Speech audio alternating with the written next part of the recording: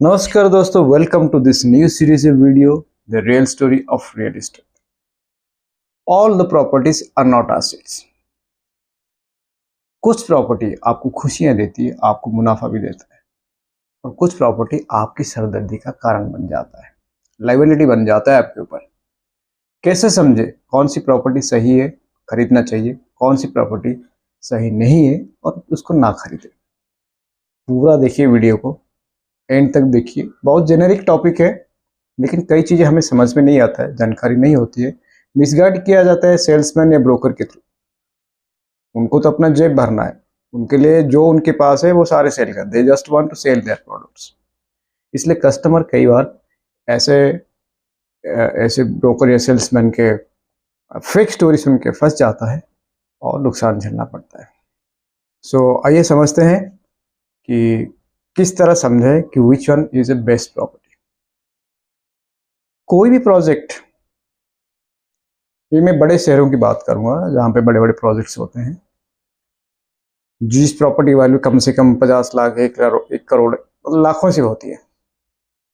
तो कोई भी प्रोजेक्ट, हमें ये समझना है कि किसी प्रोजेक्ट में जो स्टेक होल्डर्स होते हैं, स्टेक होल्डर्स मतलब जो जो लोग इसमें इन्वॉल्व होते हैं। फॉर एग्जाम्पल, कोई प्रोजेक्ट बनता है, पहला इन्वॉल्वमेंट होता है लैंड ओनर का। जमीन किसकी है? किसान की हो सकती है, बिल्डर की हो सकती है, या किसी और की हो सकती है, कई बार गवर्नमेंट की हो सकती है। सो लैंड ओनर ये होते हैं पहला stakeholder. Next stakeholder होती है बिल्डर, डेवलपर, जो उस प्रोजेक्ट को एग्जीक्यूट करता है, प्रोजेक्ट बनाता है, उस एरिया को पूरा डेवलपमेंट करता है, कंस्ट्रक्शन, सेलिंग, सारे फैसिलिटेट करना। ये हो गया सेकेंड स्टेक होल्डर।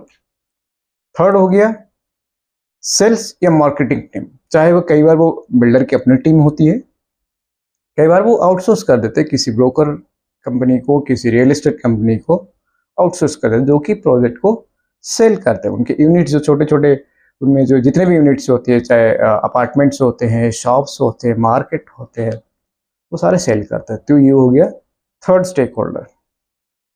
नंबर 4 में आता है इन्वेस्टर आता है। कई बार इन्वेस्टर यूनिट्स खरीद लेते हैं, काफ़ी सारे यूनिट्स खरीदते हैं, और जैसे ही उनका एक टाइम पीरियड आएगा, उनको अच्छा प्रॉफिट दिखेगा, they sell it to the end user, buyers को, कस्टमर को, और वो निकल लेते हैं। कई बार बिल्डर इन्वेस्टर लेके आता है, प्रोजेक्ट में फंड लगाता है, एंड उनको कुछ परसेंटेज प्रॉफिट देता है। तो ये हो गया अनदर स्टेक होल्डर। जो आखिरी स्टेक होल्डर होता है वो होता है एंड यूजर, बायर, कस्टमर जिसको हम बोलते हैं।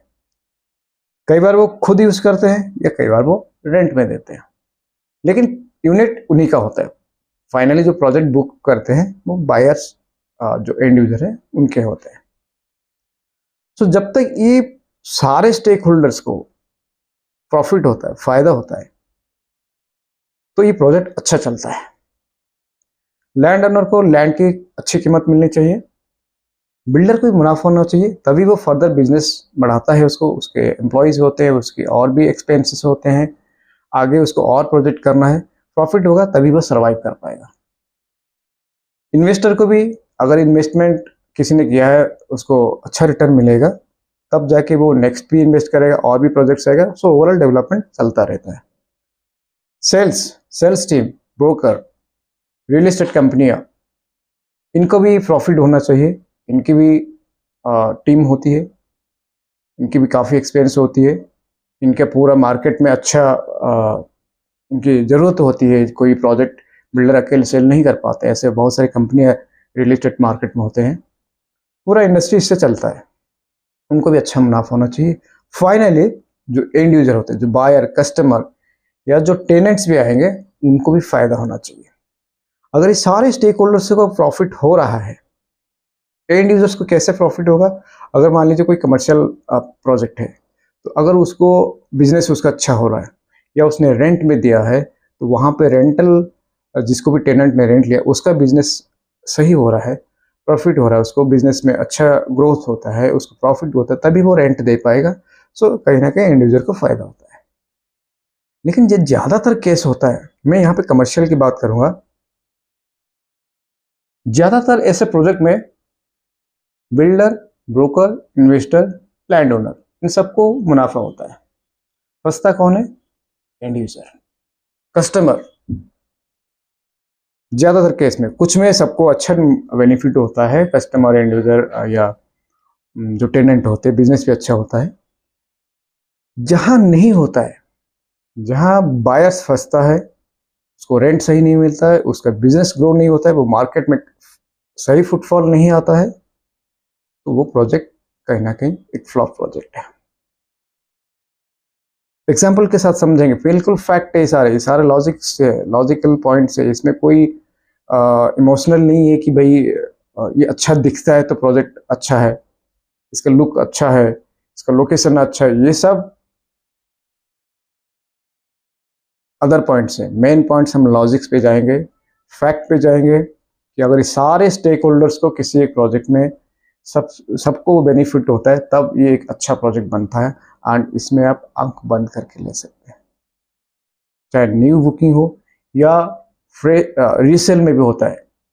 आपको अगर ये प्रोजेक्ट अच्छा चलता है, फुटफॉल अच्छा है, तो डेफिनेटली रीसेल में आप ले सकते हैं। मैं लाइव एग्जांपल आपको दूंगा। Noida extension, Gaur city 1, 7th avenue, high street market. काफ़ी नाम है इस मार्केट की, इस एरिया की। इस मार्केट के ऊपर डिपेंड है बहुत सारे ब्रोकर्स या जो कुछ रियल एस्टेट एजेंट, जहाँ पे ये 2-3 साल से मैंने खुद भी देखा है, ये अपना दुकान चला रहे हैं, इसी मार्केट को डिपेंड है। कैसे इस मार्केट में बायर्स एंड यूजर्स फंसे हुए हैं। अगर इस मार्केट को आप देखें, कुछ एडवांटेज भी है इस मार्केट में, जिस एडवांटेज को लेके ब्रोकर्स अपना धंधा चला रहे हैं, अपना बिजनेस चला रहे हैं पिछले 2-3 साल से। उनको अपने प्रोडक्ट सेल करना, जितना रीसेल होगा उनको उतना फायदा है। बाकी जो बायर्स है, जो एंड यूजर्स है, उनका कोई मतलब नहीं है। तो ये प्रोजेक्ट का जो प्लस पॉइंट है, ये सोसाइटी बहुत बड़ी सोसाइटी है, ऑलमोस्ट 3000 अपार्टमेंट्स इसमें, सो 10-12 हज़ार पॉपुलेशन है, तो क्राउड अच्छा है। पार्किंग एरिया मार्केट की अच्छी है, सामने स्टेडियम है, स्टेडियम में भी काफ़ी स्पेस है पार्किंग की, एम्पल पार्किंग स्पेस है। तो कहीं ना कहीं ये सारे प्लस पॉइंट्स है उस मार्केट के। और क्राउड भी है शाम को, जैसे मैंने खुद नोट किया है, यहाँ पे क्राउड भी आते हैं। लेकिन जो डिसएडवांटेज है, हाई प्राइस में सेल किया गया इस प्रोजेक्ट को। ये तो अभी तो प्रोजेक्ट पुराना हो गया, 3-4 साल हो गया, लेकिन जब इस प्रोजेक्ट को अंडर कंस्ट्रक्शन में था, तब भी इसका प्राइस 20-22 हज़ार पर स्क्वायर फीट में सेल किया गया है। तो हाई प्राइस। सेकंड क्या है, छोटी छोटी स्पेस है, सारे शॉप्स जो है वो छोटे छोटे स्पेस है, 150 स्क्वायर फीट के आसपास शॉप की साइज है तो वैसे 300 सुपर एरिया होता है, लेकिन 50% हटा दो तो शॉप की जो साइज है अराउंड 150 स्क्वायर फीट की है। ऐसे छोटी साइज में कोई बड़ी ब्रांड नहीं आती है, छोटे छोटे सारे दुकानें जो लोकल शॉप्स हैं, बिजनेस है, वही चल रहा है। जैसे उसमें कुछ किराने स्टोर हैं, कुछ मेडिसिन स्टोर्स हैं, कुछ सैलून्स हैं, और कुछ रेस्टोरेंट्स है, सारे लोकल बिजनेस है, कोई ब्रांड नहीं है। तो जब तक कोई ब्रांड नहीं आएगा, अच्छे क्राउड्स नहीं आते हैं, फुटफॉल अच्छा नहीं बनता है। तो फुटफॉल अच्छा नहीं होगा तो जो छोटे छोटे हैं उनको भी कहीं ना कहीं बिजनेस में लॉस होता है। तीसरा कि नंबर ऑफ यूनिट्स जो है शॉप में, जो मार्केट में नंबर ऑफ शॉप्स है, बहुत सारे हैं। इतने सारे शॉप्स हैं तो जाहिर सी बात है उतना फुटफॉल लिमिटेड है, तो कहीं ना कहीं इनको बिजनेस में ग्रोथ नहीं होता है। तो लॉस किसको हुआ? जो बिजनेस कर रहा है, चाहे वो बायर जिसने खुद परचेस किया है, या चाहे वो किसी को रेंट में दिया है। तो अगर रेंट में भी दिया है, ब्रोकर्स क्या बोलते हैं, बोलते देखिए इतना बड़ा सोसाइटी है, इतनी फुटफॉल है, इसमें 50-60 हज़ार रेंट आ जाता है, ऐसे फेक स्टोरीज दिखा के वो अपना यूनिट सेल करते हैं। लेकिन जिसने परचेस किया है उससे पूछिए। हर दूसरे महीने इस मार्केट में कोई भी दुकान खोलती है, कोई भी बिजनेस खोलता है, 2-3 महीने में वो अपना शॉप बंद कर देता है। चाहे रेस्टोरेंट्स हो, चाहे किराना स्टोर हो, चाहे सैलून हो, सब बंद कर। 3-4 महीने से ज़्यादा कोई नहीं टिकता है। कौन बायर चाहेगा कि हर दूसरे महीने वो टेनेंट ढूंढे? कोई चाहेगा क्या? कहीं ना कहीं बायर्स इसमें फंसे हुए। आज के टाइम में जो इसकी रीसेल वैल्यू है, जो ब्रोकर्स रीसेल वैल्यू बताते हैं, क्योंकि उनको अपना मुनाफा भी देखना है, 1.5 शेयर के आसपास है, और रेंट आता है 50-60,000, जो भी आता है उतना भी रिकवर नहीं होता जो बिजनेस करता है यहाँ पर। तो कैसे ये मार्केट एक सक्सेसफुल मार्केट है? It's a flop market. जो फंसे हुए हैं वो कहीं ना कहीं अपने जो अपने परेशानी है या जो भी अपना इस यूनिट को अपने हेड से निकाल के दूसरे को सेल करना चाहते हैं। ऐसा मेरे हिसाब से नहीं करना चाहिए। अगर आप खुद अगर इससे दुखी है, क्यों आप दूसरे को इसको सेल करना चाहते हैं? एक अच्छे इंसान ऐसा नहीं करता है। हाँ, ये है कि अगर आपका इस प्रोजेक्ट में लॉस हुआ है तो आप इसको दूसरे तरीके से रिकवर करने की कोशिश करेंगे कि रियल इस्टेट में और भी प्रोजेक्ट्स, अच्छे प्रोजेक्ट्स हैं जहाँ पे इस लॉस को आप उसमें रिकवर करेंगे। बट सेल करने से आपका जो एक बैड प्रॉपर्टी आप किसी दूसरे को थोप देते हैं उसके ऊपर।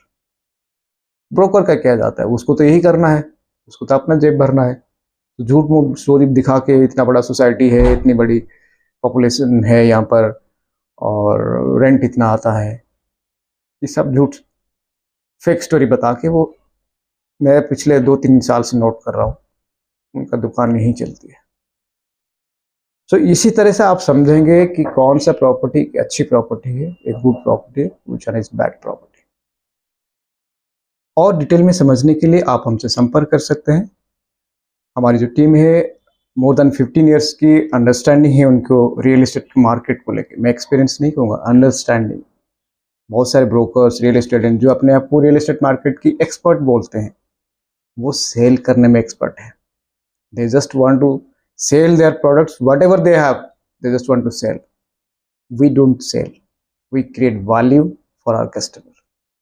We discover the real story of real estate. That is the aim of our channel, of our business. ज़्यादा से ज़्यादा हम कस्टमर के बीच एक अवेयरनेस बनाना चाहते हैं रियल एस्टेट इंडस्ट्री को लेके। आप इस वीडियो को ज़्यादा से ज़्यादा शेयर करें ताकि किसी का मेहनत की कमाई इस तरह बर्बाद ना हो। Thank you. जय हिंद।